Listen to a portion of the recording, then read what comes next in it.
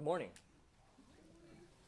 So my name is James Richardson. I was here back in October with my colleague Bonnie, and Peter's done an overview of a lot of what's happened since that time to be able to get to this point with the report.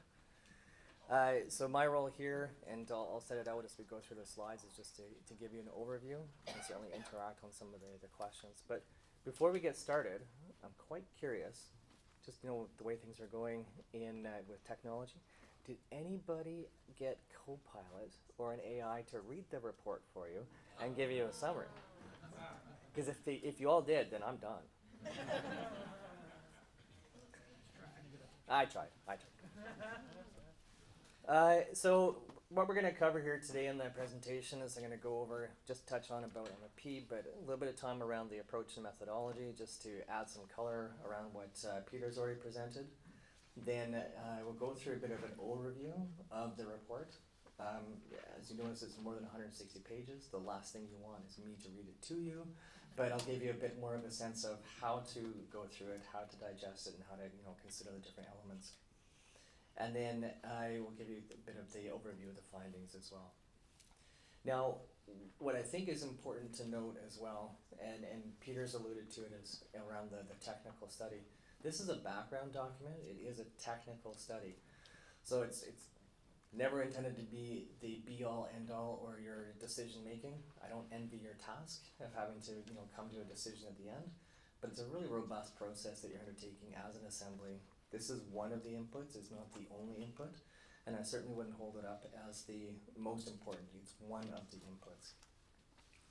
I can tell you that from an overall perspective, my team and I, so there's multiple people that were involved. I'm just kind of standing in front of the report and being the face for radio. But when we went through it and went through the exercise and doing the deep analysis, I can tell you nothing alarming really surfaced as far as the financial analysis, so whether that's budgeting or cost structures, debt management, capital planning, or the funding of that. It just, nothing overly surprising there. And I would say too that nothing stood out as why haven't these two amalgamated? Other side of that, nothing stood out as there's no way these two should amalgamate. It's just, it's looking through and you're seeing different perspectives and different components.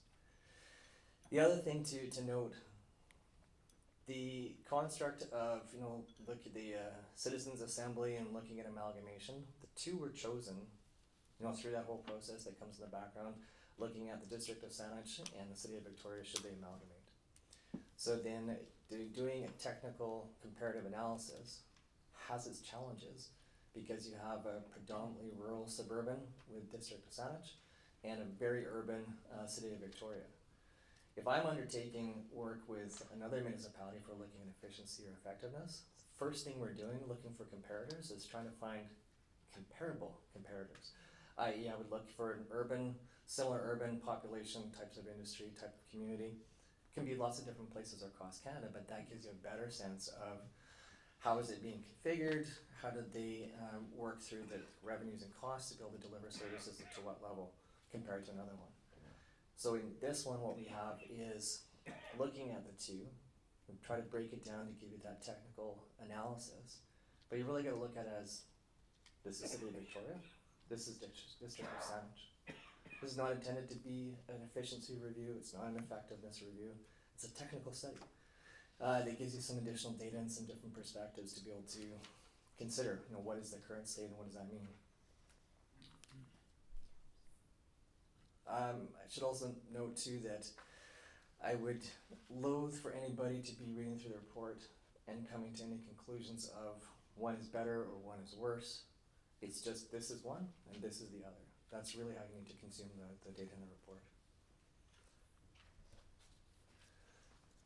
So what I'm going to do, I'm going to give you an overview of the process. I'm going to try not to repeat anything that Peter's talked about, and a bit more guidance on how to engage with the report, especially the way that some of the constructs that are used in the analysis, and then highlight some of the main points.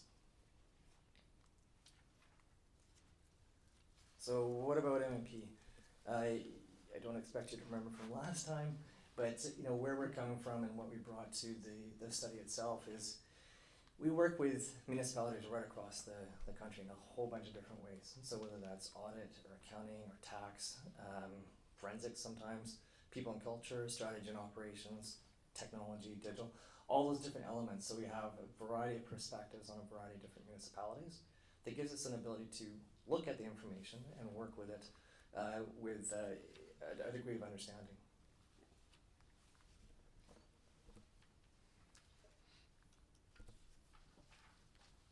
So I'm just going to make sure that my screen matches that screen.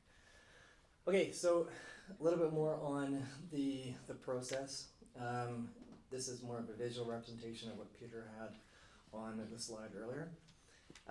But essentially, to manage this type of process within the timelines, what we had to do and make sure that we put both into the proposal and then into the process is how do we get a whole bunch of information? We know that they're going to be different innately between the two municipalities to get to a point where we can compare it and get as right as possible as fast as possible. So that's why we agreed that initial plan, the design, we differentiate between approach, which is the steps we're going to take, and methodology is the things that we're going to do as we take those steps. If you took account, there's 4 rounds of review and feedback as we created these different elements and documents to go into it, because we're taking it very serious of this is the information from the municipalities. We are going to use that and put it into a report and give that analysis to give to you, and there'll be a broader audience looking at that as well. So we now have the report that we have in front of us. RC1 was a new term for me as well, but I like the concept of it's not a draft and it's not final, it's kind of living right in between. And I'll speak in a moment to what our response is to City of Victoria letter. So a bit more context here. There are some natural limitations in the work that we've done. So given the 2 differences, and the report goes into talking about the different characterizations of the municipalities, I'll talk a little bit in this presentation as well. You're going to have at best an imperfect comparison, just because I talked about before, we're not comparing a rural to rural or urban to an urban. It's 2 different things. But that's okay. We're expecting that to be some differences and some challenges, even pulling out of the organization and the structure to put things side by side as best we can to look at that together. It's only one part of the whole process. And then the complexities of the municipal government operations. And we try to touch on that and footnote it throughout as to what that looks like and how we're trying to do that comparison. But if I return to my first remarks, even as we went about that, and even as we worked through do we put the things in the right place, do we pull in the data that's associated with that to be able to give you as close to a side-by-side comparison as possible, still nothing jumps out as overly alarming. Still nothing jumps out as absolutely you should or no way you shouldn't. It's just a technical analysis. So we got a copy of the letter yesterday as well. Just a couple of comments around that. So one of the things that you can see in the City of Victoria's letter is talking about the per capita analysis. So per capita is for illustrative purposes. It's a technique just to be able to break down some information in something that in another view that can be more meaningful to some. I think accountants, I'm not an accountant, but accountants might be able to look at the statements and get a lot of meaning from just the way it's presented as is. For some people, it's a little bit more meaningful to understand, well, if we try to move away on some of the other variables, what does that look like on a per capita basis? So let's be clear, per capita is not what an individual pays. It's math, and it just shows you like a bit of a view on it for illustrative purposes. And honestly, with the 2 different municipalities, we're expecting differences. They're different municipalities, we're expected to be different. The distinction between the 2 municipalities that was raised in the letter, you'll see in a number of places in the report we've tried to take that feedback and incorporate that into it, so make sure that there is that context available to the reader, both yourselves as the assembly and whoever that might be in the future. So I'll draw your attention, if you're wondering where that is, introductory note, and also in the executive summary. Perfect, we got it up as we're going. With regard to the technical study areas, the letter notes around bylaw services. So we do have a discussion on City of Victoria bylaw services. It's actually in section 3.2. The reason why it's showing up there and not elsewhere, I'll just revert back to what Peter was talking about earlier in that process. We take all of this information when we got that request for information and try to structure it into service profiles. The service profile says, okay, these are the services, this is where they exist, how many FTEs is that, trying to put a circle around that, what is the budget around those things, what are some of the key elements of the services, what are their priorities, challenges, all of those kind of things. So when we can structure it, we can see it side by side. So as we went along, the bylaw services, was elsewhere, and that's why we put it elsewhere. So this may be an area that we need to have that final conversation to be able to make sure that it gets reflected in the right place. Even with looking at only a certain number of technical, or the study areas, I think there's the 7 of them, it is not the only things that municipalities do. This is, if you recall, we had that conversation around the big rocks. So let's deal with the big rocks. If we can make sense of the big rocks, then everything else that sprinkles in around that is probably going to work itself out, at least to a lesser and lesser degree of materiality, even if it is different or significantly different between the two. Hang on, James's train of thought is boarding at the station.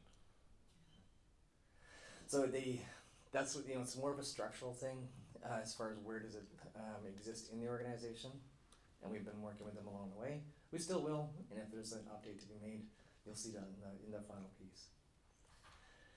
Recreation and parks budget. So there's, as we went through the process, early on, we were asked to not include the Crystal Gardens and the Victoria Conference Centre, just to be able to have that comparability.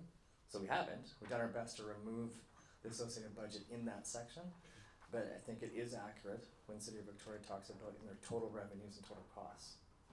So yes, and we also have district percentage, total revenues and total costs, that includes more than what's in the rest of the report.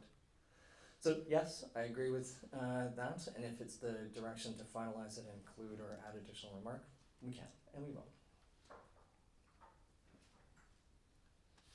So I appreciate, and I think it's important that we all appreciate the desire of both municipalities to have contextually accurate information, both for the Assembly and for others. And then I think also appreciate what Peter outlined, and I'm trying to comment on a little bit. There's a lot of hard work by many people across several organizations, not just MNP, but the municipalities as well as Mass, going into achieving that objective, even to the point of making an adjustment to the schedule, because that's an important objective to achieve. So this is one of the inputs that you're going to have, and as we go through this and as we digest the report, even as we get to any minor adjustments that we made Monday, Tuesday next week, we're going to have to leave it in your hands as Assembly members to determine materiality or impact of any of those additional changes. Question. Yes. Are you happy with the report? Am I happy with the report? Yes, I'm happy with the report in the light of the approach and method that we've used, confirming the data and presenting the data. I'm glad that we've got a few proofreaders in the room, because I hear there's a couple pieces that'll come my way. Apologies for that. I'm not happy when we have those kind of things that show up on something that we're at the interim publishing piece. But if you can give me a little bit of grace, looking at the process we had to just go through in the last 5 or 6 weeks, limited our ability to do that last review when we keep iterating and keep changing the report as we go. The context, the overall information and what's presented there is sound. Does that answer your question? Yes, thank you. Okay. Now, we're about to dive in. The rest of my presentation is fairly aligned with the structure of the report, so you see the different sections that go into it. And I'm going to try and just add a little bit of the color commentary or highlights that you'll eventually read when you read through it all. But if you have questions along the way, please raise your hand. Happy to discuss as we go.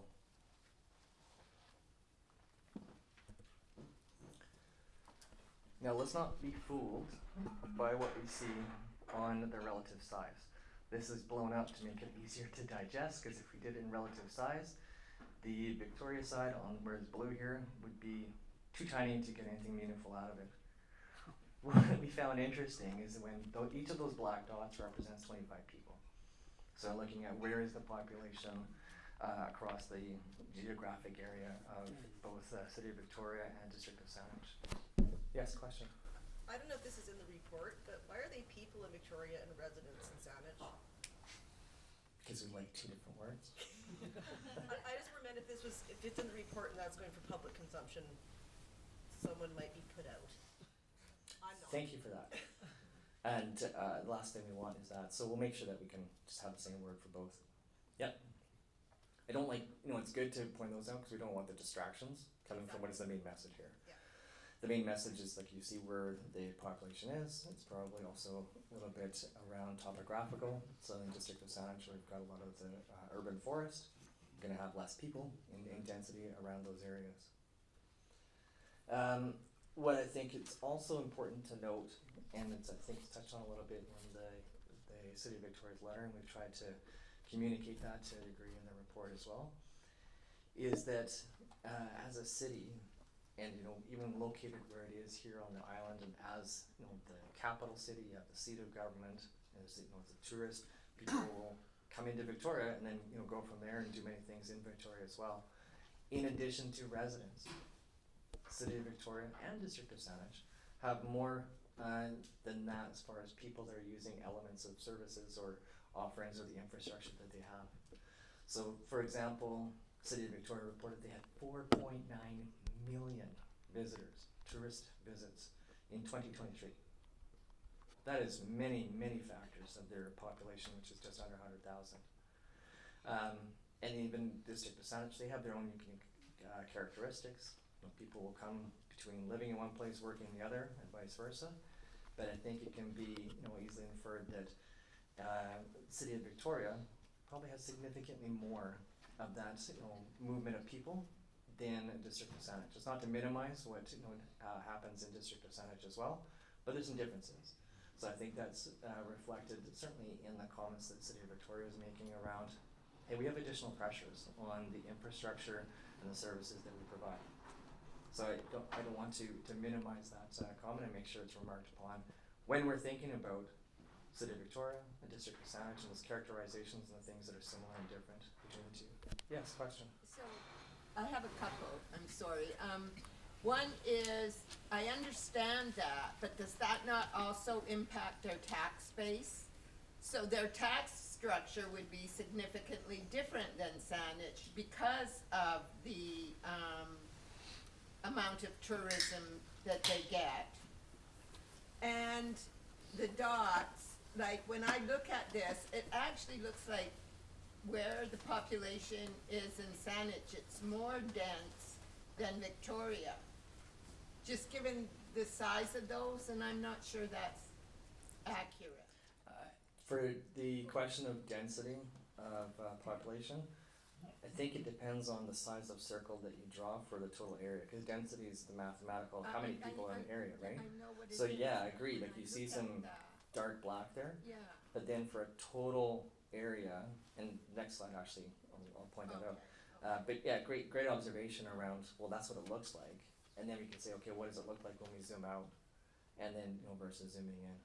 And Peter raised that headline, apparently that could be something that's topical for District of Saanich these days anyways. You said you had multiple questions, was that the only one, or do you have another no, one? also the question around the tax base, like, was that considered in the report? You bet, and I'm actually gonna touch on that Okay. briefly, so thank you for that. Little preview. I saw a question back there and then one up here. Yes, sir.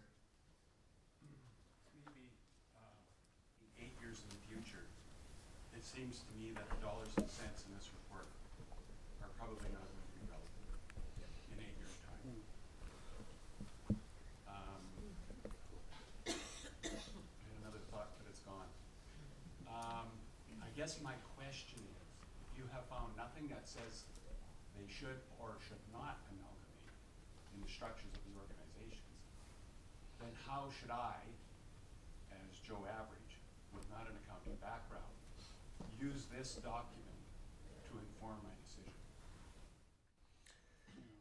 So how should you use the document? I think you need to, there's two things. So it's consume it and digest it as a whole, and then you can look at some of the individual elements. And what we've tried to do to inform that thinking and discussion at the end of each section is some considerations around what do you got to pay attention to if you're going to look at amalgamating or non-amalgamating. And it's not what's the word I'm looking for? It's not a complete list of all the considerations, but some of the considerations when you think about everything that's just been presented. So I'll get into that construct in a minute, but thank you for the question on how should we use this. Generally that's how, and then hopefully by the end of the presentation, giving you better information, and if not, please raise the question again and we can have that discussion. I'm going to take up Richard's question as well briefly. For those of you who've ever purchased a house, you go around, you see different houses, you look for any obvious signs of disrepair, and you decide to make an offer. But before the deal goes through, you bring in a home inspector, right, to do due diligence, right? And you have a lawyer search the title and make sure there are no liens against the property. So even though you've done your own assessment, you still bring experts in to make sure that things are as they appear. I think that's a bit of an analogy to this exercise, that these experts have come in to make sure that things are mostly as they appear and that there are no unrecognized risks that you need to factor into your decision. Thanks, Peter. You have a question? It's just a comment. I'm kind of a person who works with geographic data and numbers a lot, and just this doesn't give a lot of confidence. I think the previous question about scale, I think these figures are very simple, but they need a scale bar. That would very obviously show somebody, on the map in the middle, it's clear Victoria and Saanich are not the same geographic area. And furthermore, your middle map is missing Highlands and implies that Saanich goes all the way to Finlayson Arm, and that's wrong. So I think you just need to fix those things because they really decrease confidence in some of the product when there's some little things that people who start to look at the details will pick up on. Yeah, okay, thanks Daniel. And then maybe just here for the additional information where it's interesting, in the report you see both of these close together. It's more difficult when you have a slide to slide. So there's a bit more dense information here. The main point is that different geographies, demographics, components will affect and drive priorities the municipality set, how they configure to deliver against those priorities, and how they manage it both financially and with people and otherwise.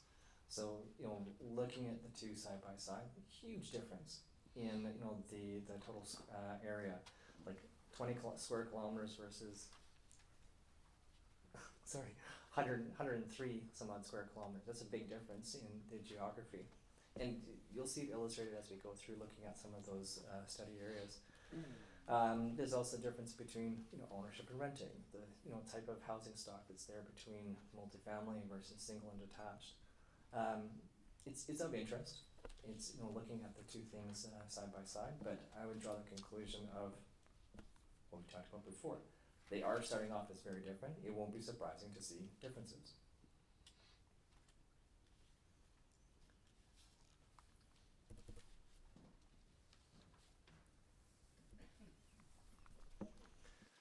So you'll see this in the report as well.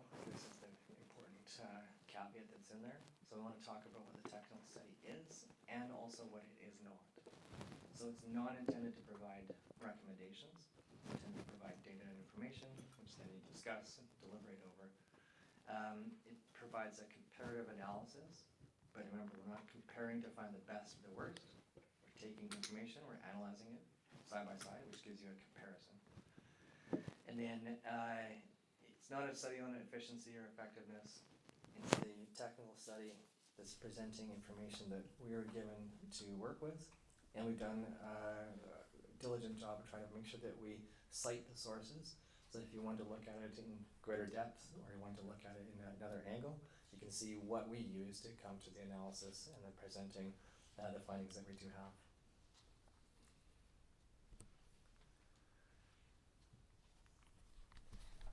When we came in October, we talked about the study areas.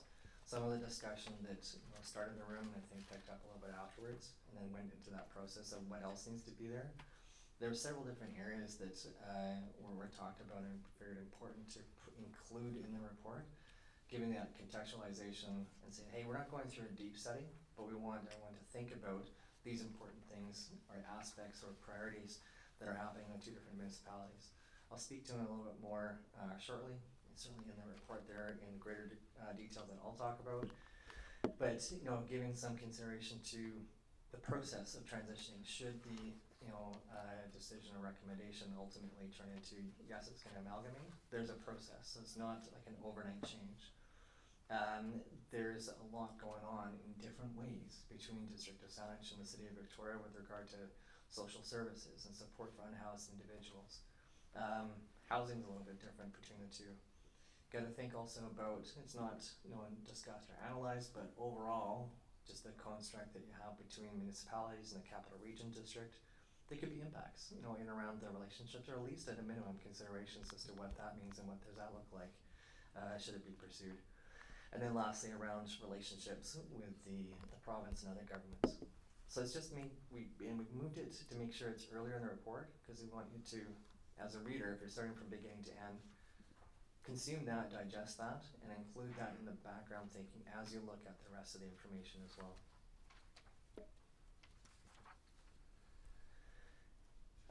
So the technical study elements, these are the big rocks, if you will. So how do we come to that in the first place? Well, we looked at a few different aspects. Where is there large cost drivers in the municipal budget? So, for example, usually roads and transportation is a big chunk of any municipality's budget.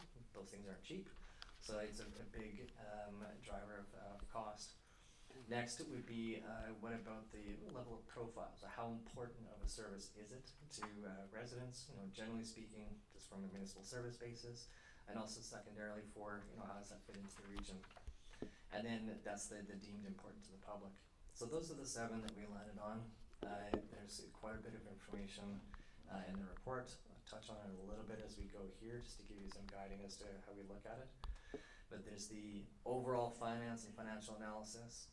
Then we have a look at capital asset management, the fire and police departments, recreation and parks, planning development, roads and transportation, and a little bit of a look at the corporate governance as well. And again, all of this analysis is looking at it for interest, looking at it to say, okay, well, what is? I know that there's the remark there about, well, if this actually occurs 8 years from now, how much of this will still be the same? Well, I mean, your guess is as good as mine as to what it will be that far in the future. But the best we can do is saying, well, what is it now? And then try to use that as informing your thinking and drawing upon all of the other inputs that you're getting as an assembly.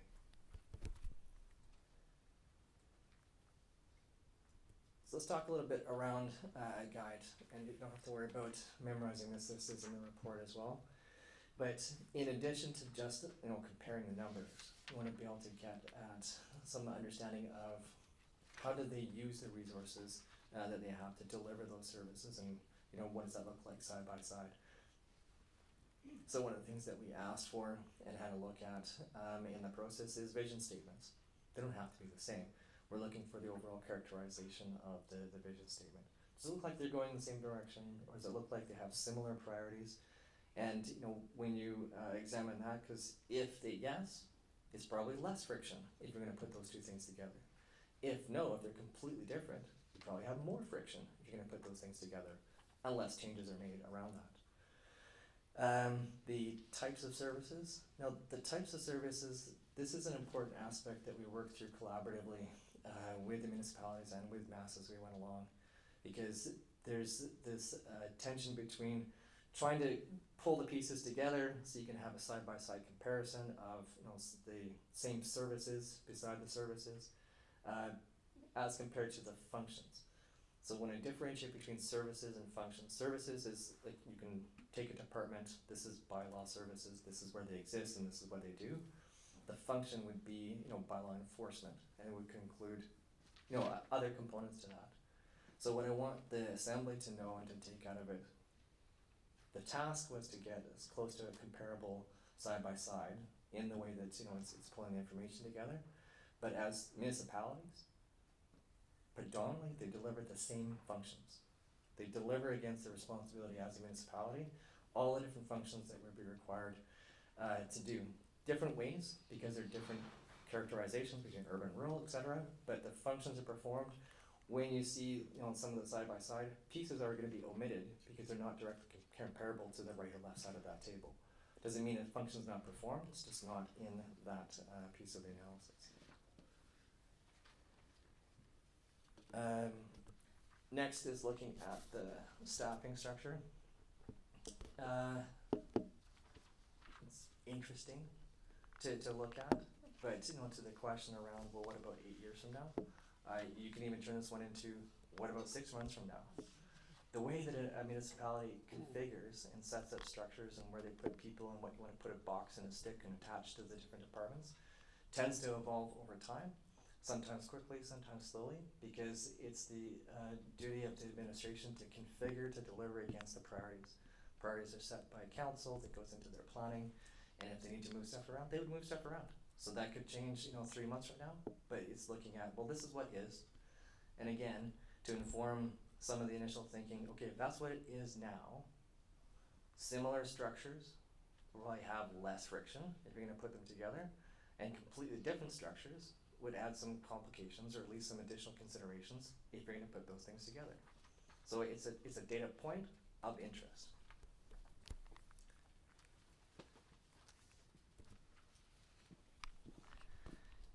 Next, we get into some of the financials, so the net budget. And then why is this important? Again, it's looking at some of the financial pieces. If there's big differences in the net budget, it could have impact on if you have a whole bunch of those and you add it up and then one's gonna cost more than the other. I think what you'll see is that's not really the case, but we're zooming in on individual study areas, and then we zoom out as well initially from that financial analysis that I'll touch on in a few minutes. With regard to dependencies and support agreements, this is talking about where each of these two, the City of Victoria and District of Saanich, sit within the region and how they interact with other components of the region. I wouldn't say that anything here is for or against or a deal breaker. It's more about, hey, this has come up when you're thinking about it, going, okay, yeah, this is where we have a degree of complexity, where there's additional tendrils out to other areas. What does that mean? What do you got to pay attention to when amalgamation is considered as a yes or a no?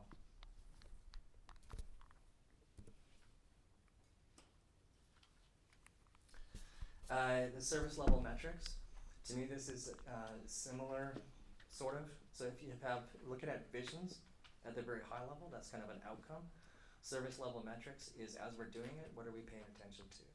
And again, there's not a one best way or one best metric to have, but when you can look at the metrics side by side, it gives you some additional information, like when they're similar, they're counting similar things, it's gonna have less friction towards amalgamation. If they're counting complete different things, maybe less friction, maybe more friction, could be informative, could be augmentative, when they can be able to look at and measure other aspects to look at performance. So it's of interest, but none of these different dimensions give you the answer yes or no. It's giving you information to consider. Similarly for challenges and risks, this is a section that you'll see in each of those study areas, where I think gives you stepping away from nuts and bolts and sticks and boxes as to how things are configured, to what's their operating context. What else is going on around them? What do they have to pay attention to for whether it's an opportunity or a challenge that they have to think about over the coming years, or what they're operating in right now. Just gives you some additional context as to what that looks like. And again, digest that and take it in and see what does that look like when you look at it side by side. Where there's similarities, I'm not surprised because they're not that far geographically from each other, so many of those context or environmental factors should be similar. But there's also differences in the type of municipality they are, so there's going to be some differences as well. Okay, the last thing, I mentioned it a little bit earlier, when you get to the end of a section for the technical study, we're trying to give a bit of another view to help with the thinking. So Couple of important points here. This is not intended to be, you should pick one of these for each of those areas. No, these are thought experiments, essentially. So you look at it, well, if you stayed status quo, so you don't amalgamate, you know, what, if any considerations are there. Mostly, if you stay status quo, a lot of what you read is going to be what it is and evolve from there. Another stage along the continuum of how municipalities will either work together or could amalgamate is cooperative amalgamation.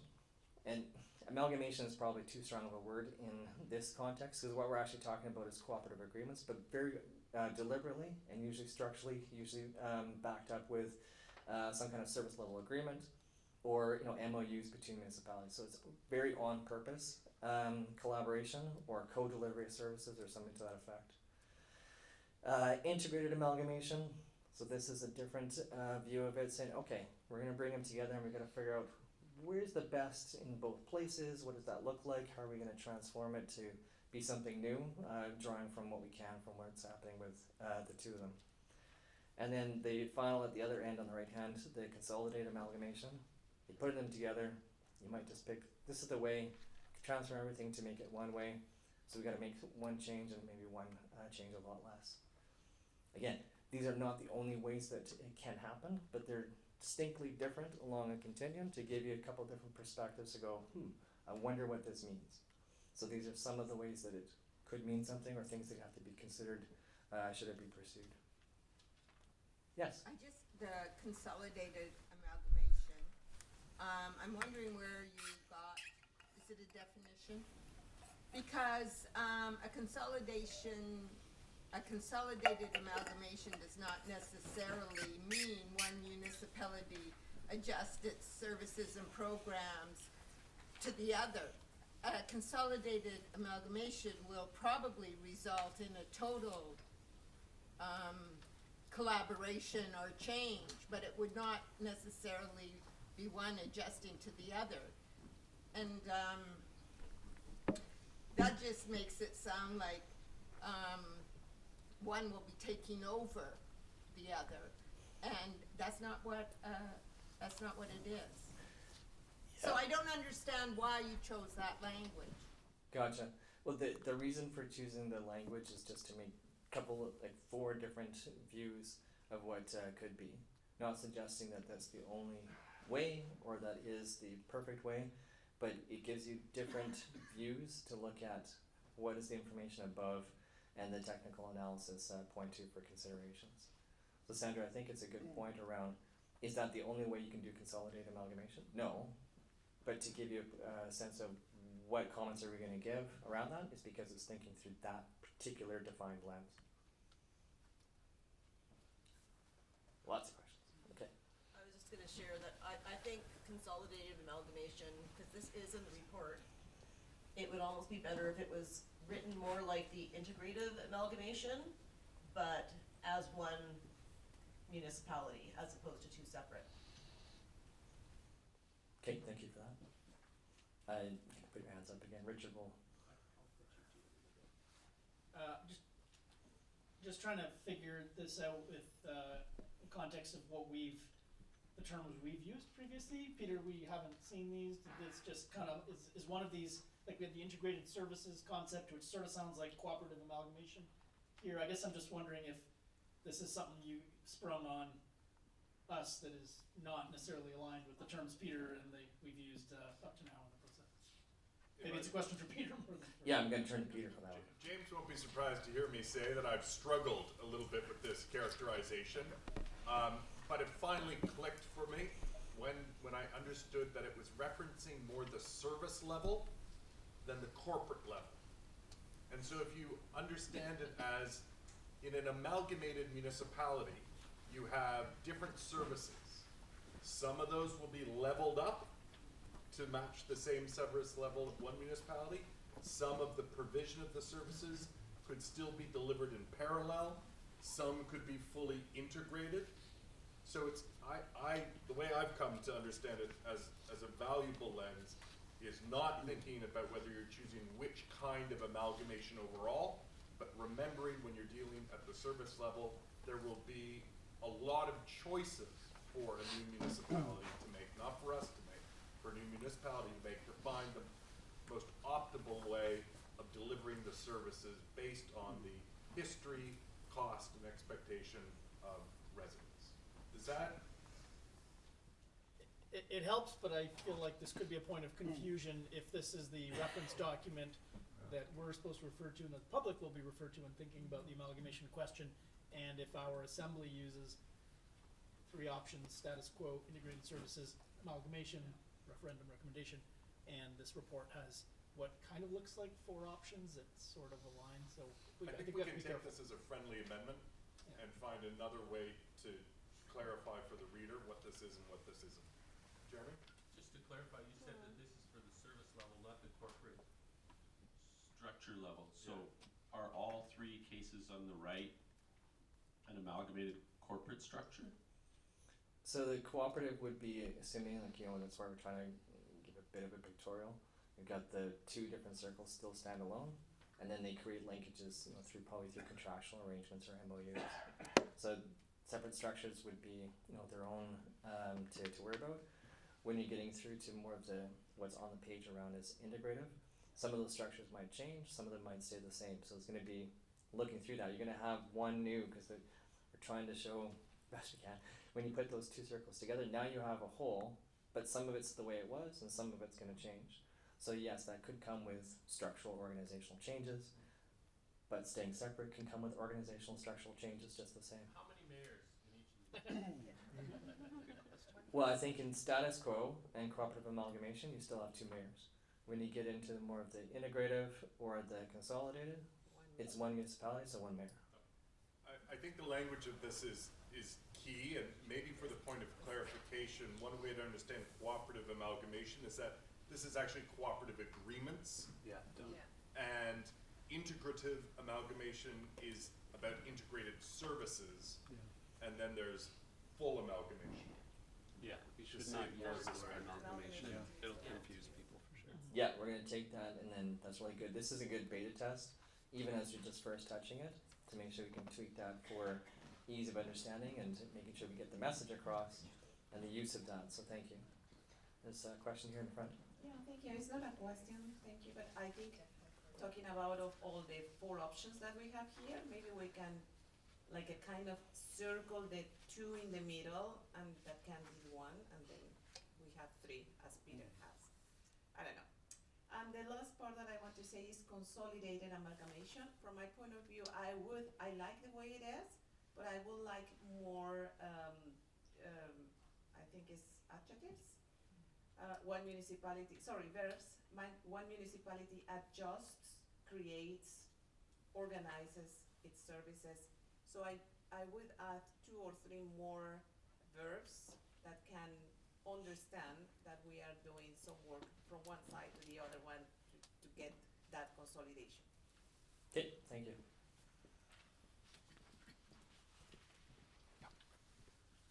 Maybe we're belaboring this slide, sorry James, but yeah, I do think it will confuse members of the public and even people of this, me specifically.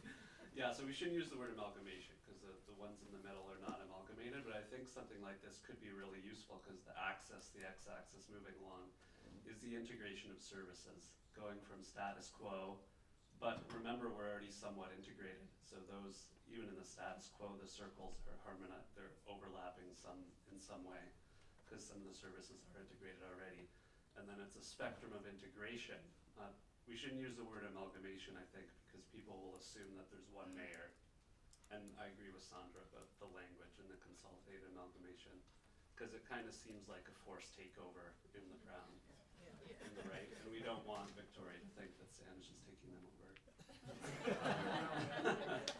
But yeah, so it's services, it's like level of integration, I think is a better. Talking about, we're Way to all gonna talk about adopt Oak Bay's way of doing things. That's what we're talking about here, let's be real. The municipality. Okay, thank you for that, and you know, to Peter's comment around the friendly amendment, this discussion is helpful to give a new iteration of this, to be able to help the reader digest, and then ultimately the point here, when it comes at the end of a study area, is to just give another angle, like, so what does this mean? Everything I just read in the past 8 pages, what does that mean? So it's, giving some thoughts around, if you look at it this way, these are some of your considerations. If you look at it another way, these are other considerations that come to mind. So we'll get a better job being able to achieve that objective by changing some of the words around and taking this input. Thank you. I think it is, I'm sorry, it's important for people to realize now that we're somewhat integrated already. Yep. So the status quo isn't, it's kind of already like that one with the lock in between, a little bit, and then we can move along the spectrum, however. Yep. So make sure that we note that status quo is not complete isolation from each other. There are some ties that bind already. Almost the thing with the chain is where we're at. Yeah, Gotcha. that's what I meant when I said lock, but it's clearly a chain. There's a question back here, Richard. This one is more for Peter again. So this is a thought experiment by way of the James Bond opening scenes. For Peter though, are we not being asked yes or no? We're not being asked how. So really for us, it's to try and get to grips with the information being presented to us. It's not really how the amalgamation is actually going to proceed. For us, it's just yes or no. Yes, we're not looking for you to provide guidance on implementation in the event that you recommend amalgamation. We think it's important that you'd understand aspects of how that would happen so that you can have greater confidence in whatever recommendation you make. It's a good segue as to where we're going next, because there's a few. One of those pieces that we said was some of the higher level considerations is about the transition process.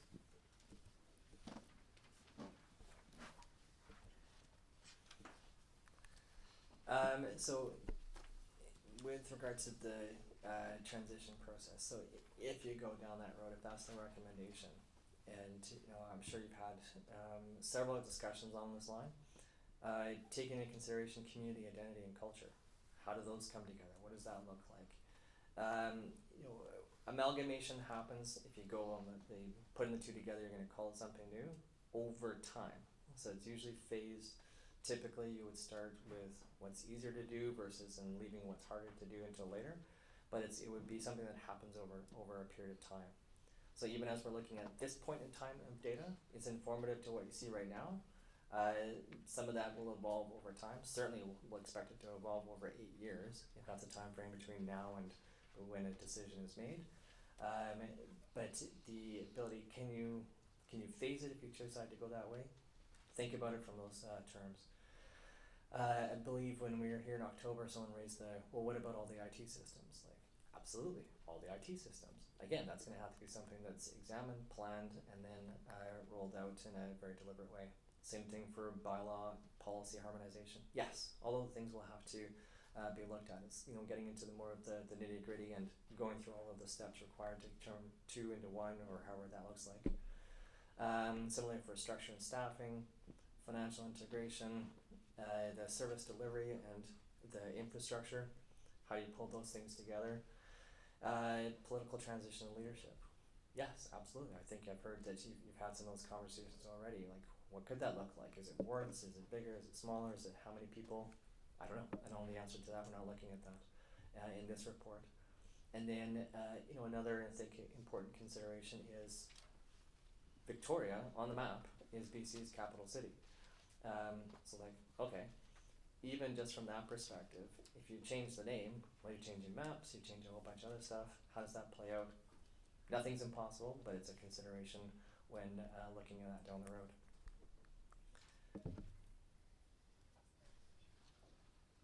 Question in the front? Good sir.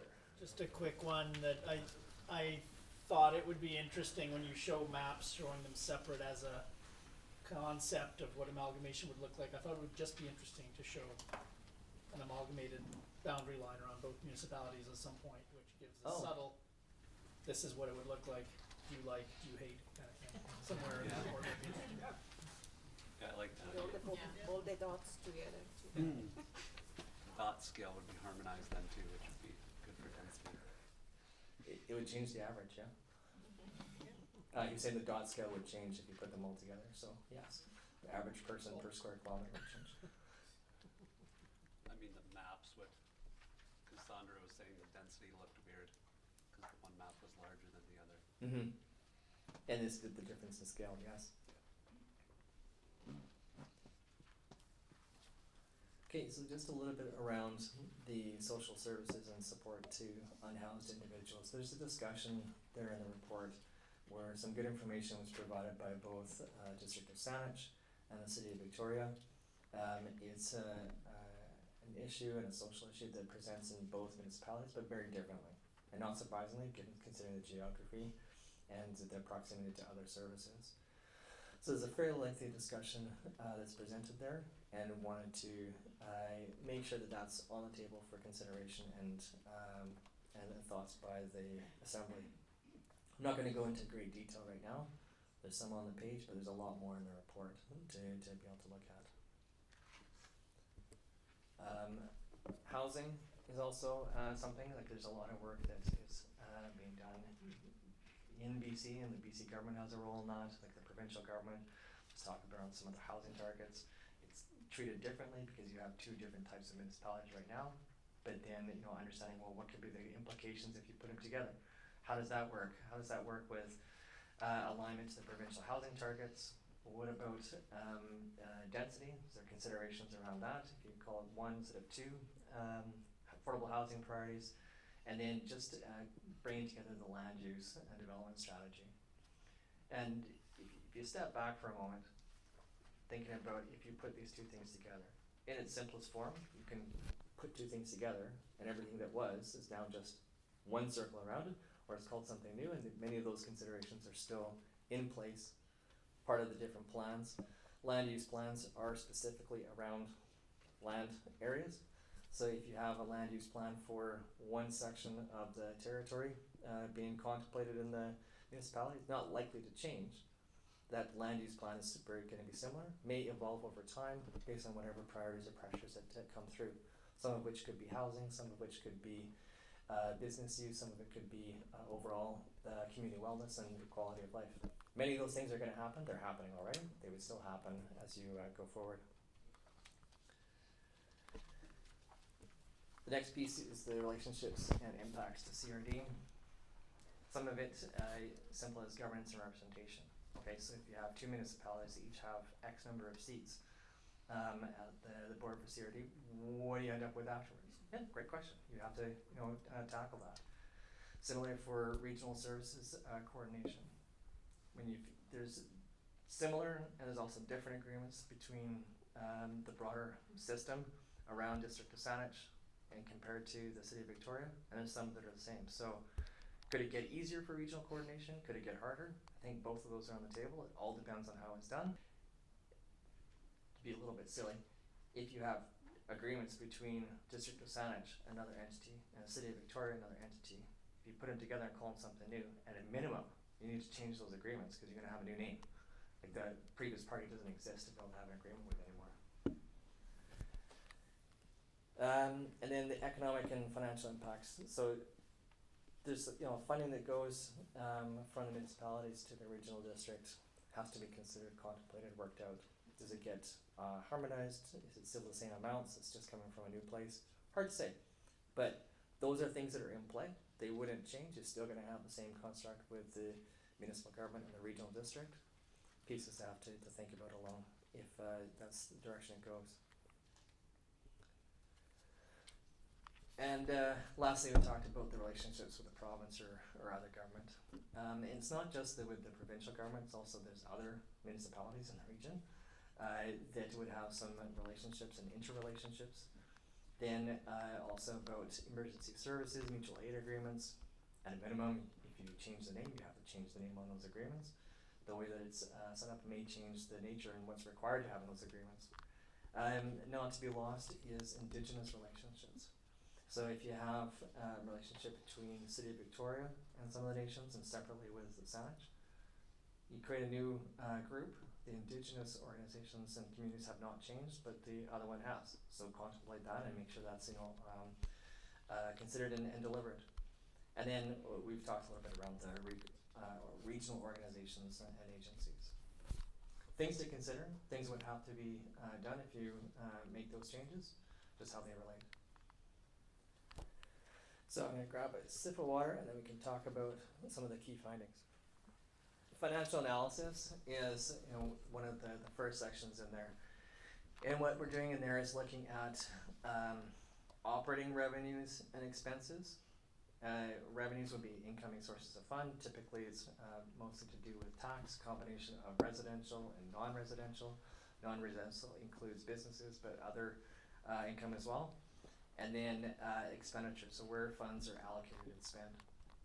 Some of the challenge when conducting this is getting a separation between the slang terms are OPEX and CAPEX. So operational expenditures, so how much money comes in during the year and how much money is then spent on service delivery. By the community charter, municipalities cannot run a deficit. And that means you cannot have more costs than you have revenues. But you can have, and what you'll see often in financial statements is the amount of revenue collected in a year could be more than the specific services delivered, like the cost of delivering service, because it's important to take some of the money and put it aside into reserves because you have big projects, big capital plans, and things you have to take care of over time. So it's the same as you and I. We have our income, we have things that we spend on for consumption, and hopefully most, if not all of us, put some money away for the rainy day or for the bigger plans or something that we're saving for. It's a similar construct for the municipalities, but we're in the report, it looks at those capital asset plans and the management of those funds separately. So it's the separation of those two. There's a bit more detail here around the per capita comparisons, but ultimately it's math. It's giving a different view on it to say, okay, if I put that kind of breakdown together, what does it look like? We'll go into just a minute, someone's asking about how the tax regimes compare, so we'll look at some of those differences in a moment.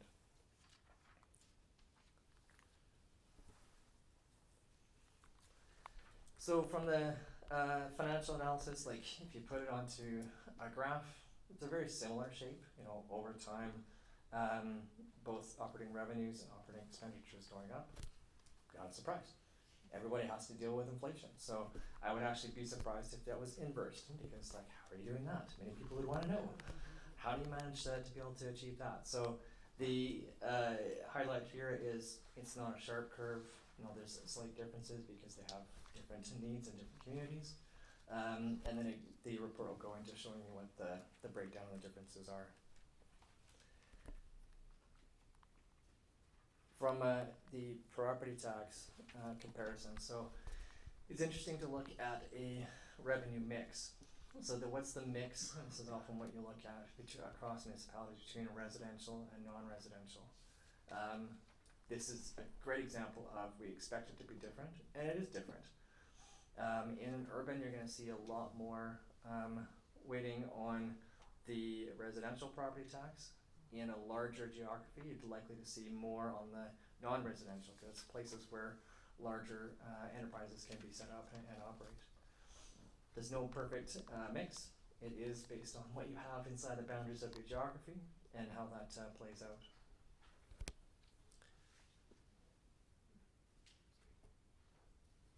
If we get into so what does it mean to me as an individual or as an individual business? So this was a good conversation that we had with the municipalities and with Mass, saying, well, how can we make this meaningful as something that you can look at going, thanks for all the numbers, but what does it actually come down to?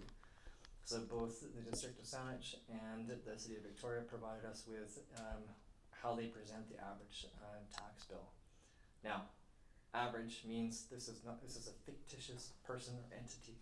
It's the mathematical average, and trying to say, well, typically, this is the size of a home and the assessed value, so it would work out into this kind of tax bill. Business is a bit more complicated because you might not have a typical business size, so there's a different way of looking at that.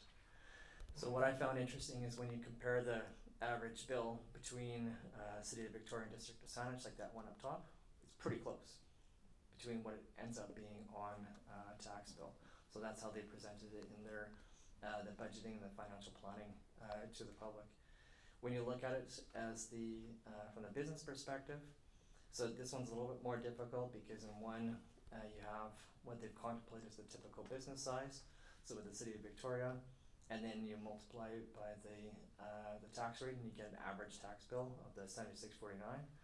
With the district of Saanich, this is a bit more challenging, don't have an average business size, so they haven't gone through that, so they did it on a per 100,000.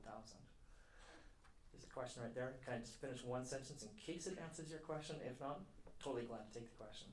So we've, in the report, done some of the math for the reader to try to make it similar on both sides. So if you took the business one for the city of Victoria where it shows like the assessed value, average 714, if you did it on a per 100,000 basis, that would show up as 1071, so 1,071 per 100,000. So that's in contrast to what is there for District of Saanich. If you did the reverse for District of Saanich, and you multiplied the per 100,000 to create 714,000 assessed value, then that would be 9139, so 9,139 as compared to 7649. Again, that's math, but the same math to give you the same thing side by side going, oh, that's interesting. So the report has both. Yeah, what I sides just on said that? is written into the report, you bet. That's all I was looking for. Because I could see someone looking at that and going like, oh wow, I didn't read everything, I'm just looking at the numbers, and Saanich gets a heck of a deal. Only sort of. Yeah. And it or not, it depends on how you look at it. But people don't always read all the Yeah. bits. If they just like zoomed in on the numbers, you wouldn't want them. Yeah, so in the report, that's right in the table. So it's not, you don't have to read through the narrative, it's right sitting there in the table just to get at that. Jared, I now know your name, sir. No, Daniel. Anyway. I do not know his name. Okay, so if you sorry, just, I'm not an accountant, maybe I'm just thinking this way too simply, but estimated property tax bill times this per capita, no, it's not per capita. No. How about I It's answer that question, Never because it's the mind. next point I Yeah. want to make. How are these things calculated? So, you can't compare like what is the tax percentage or the tax rate from one municipality to the other, because there's several variables that go into it. So when a municipality is working through budgeting and trying to figure out, well, what's the revenue required so that we're not in a deficit, we're not allowed to do that, they're going to be working through the budgeting process. Like, where's all of the costs or the funds that we're going to need to deliver the services and put aside the money that we need to do for a year. Then they would subtract other revenues that they know is be coming in, be it grants or otherwise. And then the remainder is that this is how much revenue that we need to be able to raise through a tax levy.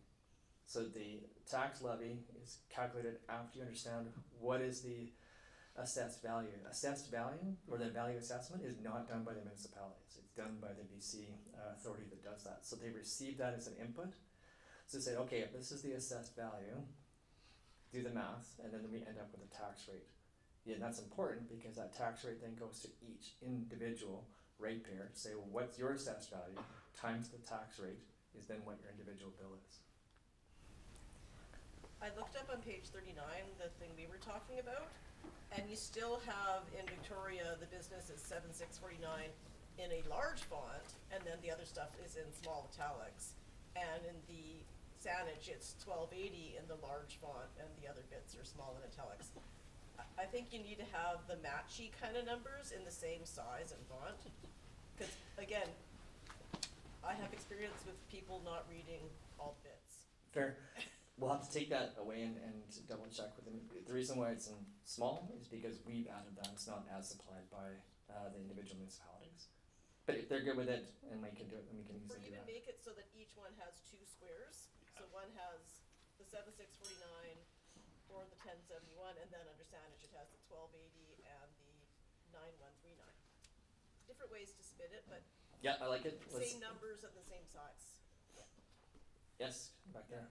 Like tables normally compare same things, so maybe under City of Victoria, you should recalculate City of Victoria to be cost per $100,000 assessment, so that we're looking at the same thing in each column.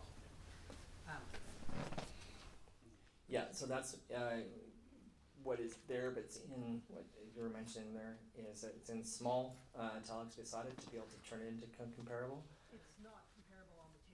Not on the one you see here, but if you look on, what do you say, it's Page page 39. 39? What I walked through verbally is sitting there as well. The limitation that we had when we're bringing this forward is we asked, like if we don't have all of the data around what is the entirety of the assessment in the region, I can't do the math.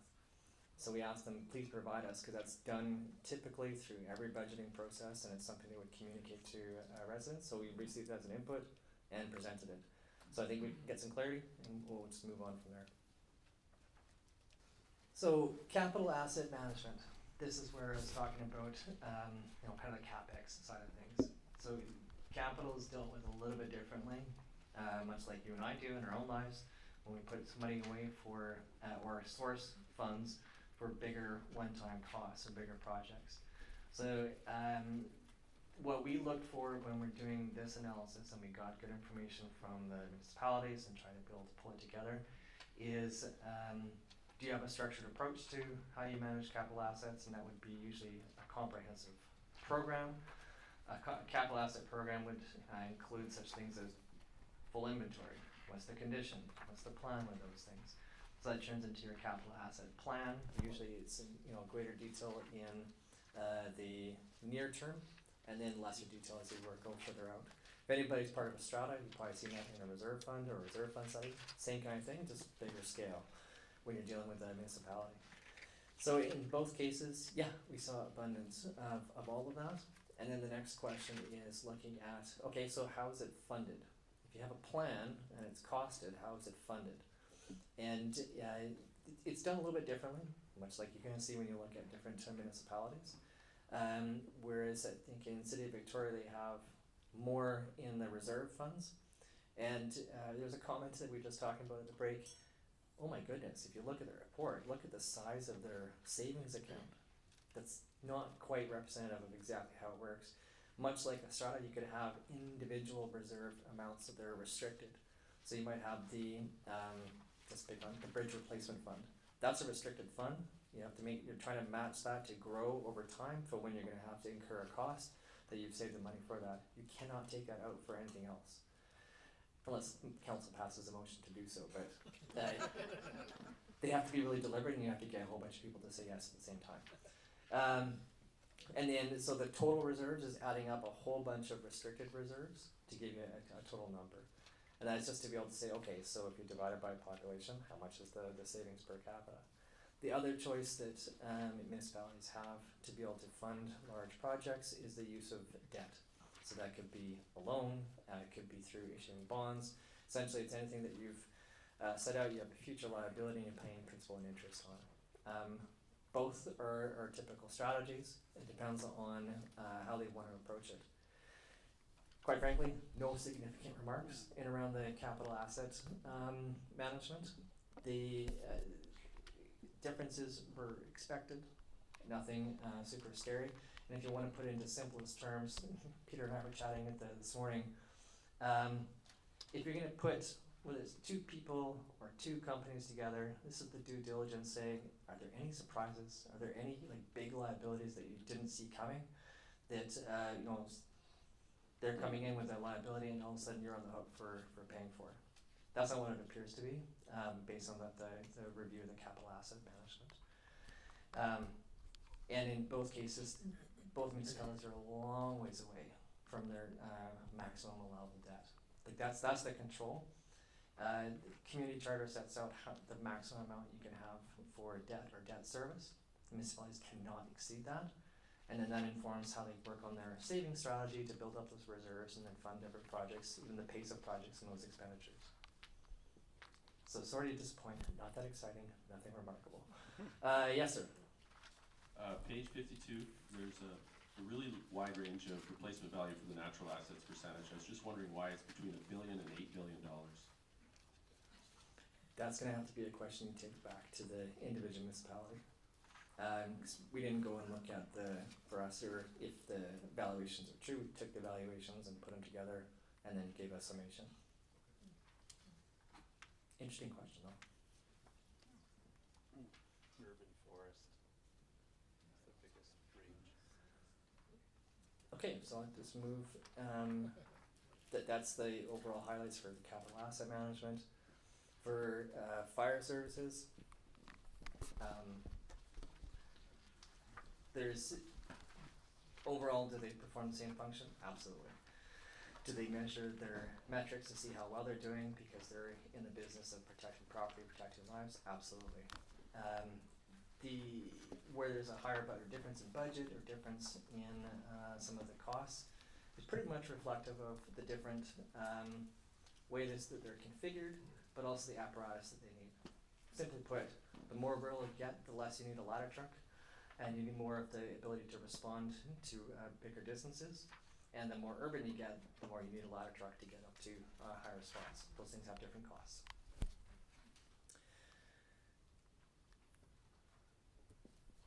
Police services, again here, while there's differences in how they might work with configuring their services for dispatch, where one outsource it, another one does it internally, or what they're set up to do and what their staffing structures are. That's all based on whatever the priorities they come up with and how the police services are governed. Do they have a similar mission and vision? Of course they do. Most police departments do. They won't last very long if they don't. But to protect and serve the population in various wordings thereof. So nothing incredibly remarkable there. Some interesting tidbits and slices and dices to the information, but you can read that and consume it as well. Parks and Rec. So my initial key point, please remember that we've done our best to remove both the costs and the revenues from the Victoria Conference Center and Crystal Gardens. In the version you have right now, there's a remark from the City of Victoria. We're going to have to cross that bridge and see what is or isn't impacted into the report. It's not intended to say this is all they do. This is trying to get as close as we can from even to even. When you compare these types of things on both sides, what does it look like? One thing to recognize, of course, this is where the geography comes to play. 1 second, I'll get you in 1 second if I can. So the geography comes into play, where the Parks and Rec facilities are that have to be managed and how they do that, especially if we're talking about mowing lawns, clearing leaves, anything else like that. But it was interesting to note that in the overall kind of philosophies for Parks and Rec, there's some similarities in how close is it for the average resident to be able to make use of a green space or a Parks and Rec. They term it differently, but it's very similar. Yes, sir. So You raised your hand. yeah. Sorry. So why were those two major structures in Victoria excluded? I understand that you keep trying to explain that they're excluded, but Because early in the process, we were asked to exclude them. By who? City of Victoria. And if they want to include them, we can look at how we include them. That's a short answer. Back. Roads and transportation. So there's a few key drivers for the differences you'll see in some of the costing and the way they do it. Doesn't really come as a surprise when you stop and think about it for a moment. You're going to have more kilometers of road in the District of Saanich, but you're going to have more kilometers of sidewalk in the City of Victoria. You're going to have more street lights in the City of Victoria than you will in the District of Saanich. So those come with cost profiles both on the asset management side, but also on the servicing and how you to manage that. It just is. I don't know what else to tell you. There's a lot of breakdown and giving some of those comparative and the information on that. But look at them side by side through the lens of course it's going to be different.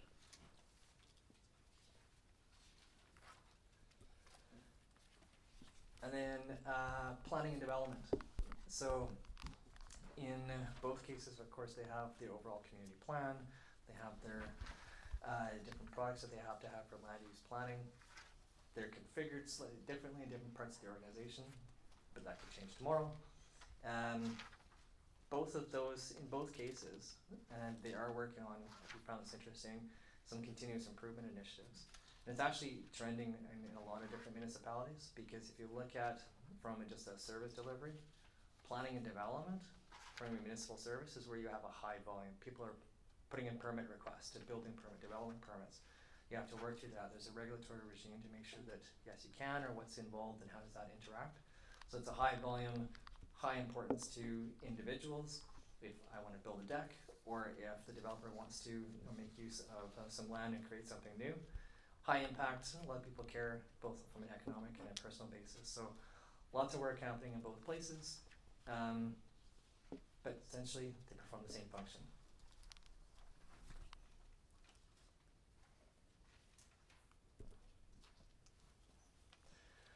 And this is the last one. This is around corporate governance. So it's not surprising. They're similar. They might call it slightly different things. And again, the way that an individual municipality configures where they put services on the org chart is up to them. Depends on what's a priority. So for example, I've seen in other municipalities, they might bring in communications department instead of sitting far off somewhere else. They might bring it into the office of the city manager, the CAO, because there's a lot of communications that have to happen, maybe with council, maybe from executive, and they want to have that close by. In other cases, like, no, it's really just about letting the public know that there's going to be future construction. It can be over there. We might even put it beside transportation because that's what's important. It doesn't really matter precisely where it is. It's interesting to note where it is at any given time, but all of the same functions are performed by both municipalities.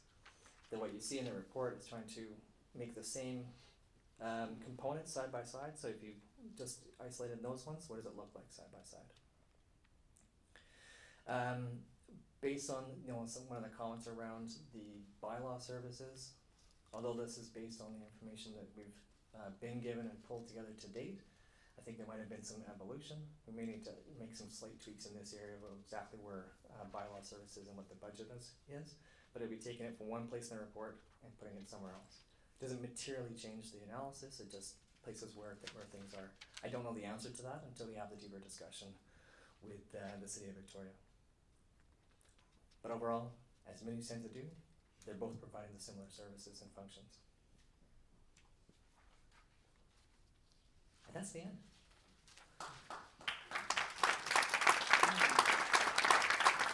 Are you clapping because I'm done, or? Take the win. I'll take the win. So pass the talking stick back over to